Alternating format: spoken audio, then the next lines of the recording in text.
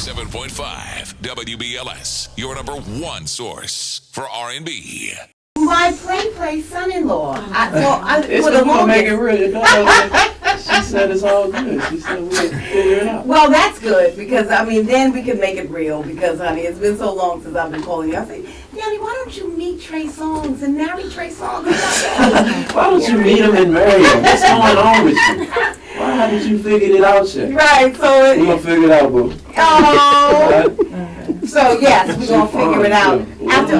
Thank you. Finished touching down on that Summer Jam stage. I heard that you ripped it. Oh, I had a ball. On Sunday. Took off all your clothes. Was it all of them? Not all of them. No, just a shirt. Just a shirt. So, what is it like? Because I don't know if this was your first time on Summer Jam stage. No, I've actually played it a couple times before, but this was it was special.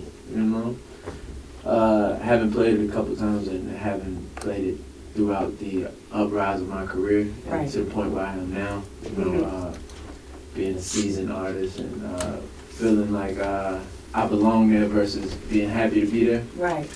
You know? And you know what? There's also a side of you that is pretty old school. You were in here singing to DeBarge a couple of minutes ago.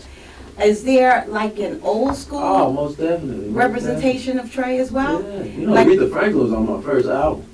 You know, Gotta Make It. And that was one of my more soulful albums. Passion, Pain, and Pleasure probably was the closest in soul comparison to that.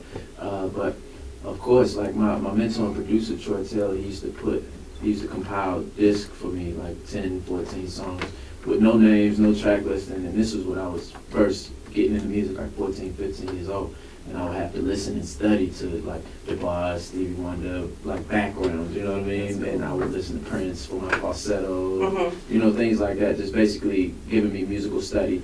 And that's some of the best music, of course. Oh, definitely. You know, so for me, I have to know it. So if you could portray someone in their biopic, who would you choose to be? Oh, it'd be Sam Cooke, Marvin Gaye. Oh, really? Yeah, I'd pick. Interestingly enough, both of them are shooting. So guys, listen, if you hear my voice. That's what you gotta do, put it out there in the atmosphere. Now, the name of the album is? Trigga. Now, but this is a compilation of Trigga, Trey, and Tremaine. Yeah.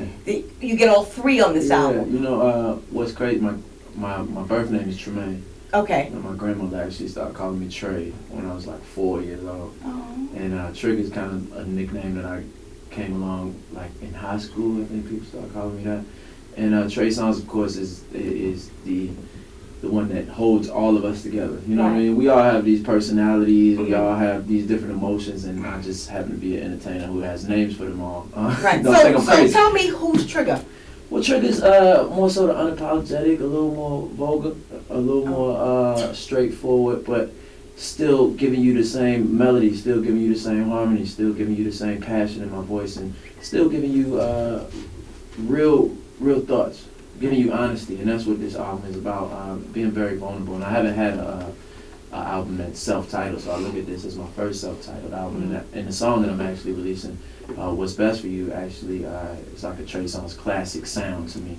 And it basically just speaks on, you know, having love for somebody, and so much love that, you know, if this isn't what's best for you, then I would like what's best for you. If that means you have to leave me, it means we have to take some time apart. And I've had to deal with that situation and put it to song form.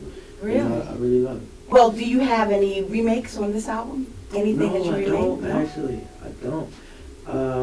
I haven't. Nana is a interpolation of the Fugees, which is an interpolation of Tina Marie, Ooh La La. Oh, and, it really? Yeah, we had to get blessings from the estate, and God bless her soul, one of the most powerful soul singers ever to walk this earth, allowing me to, you know, give her song a new breath of life. That was fun. Outside of that, Touching Lovin'. Touching Lovin' is actually a R. Kelly sample. R. Kelly. It's not a sample, but an interpolation where I re-sing something that he did before. And this is actually the first time I've ever walked down that lane. I've never really taken part in singing people's lyrics over or recreating songs that have already been made. But it was something I wanted to have fun with this time.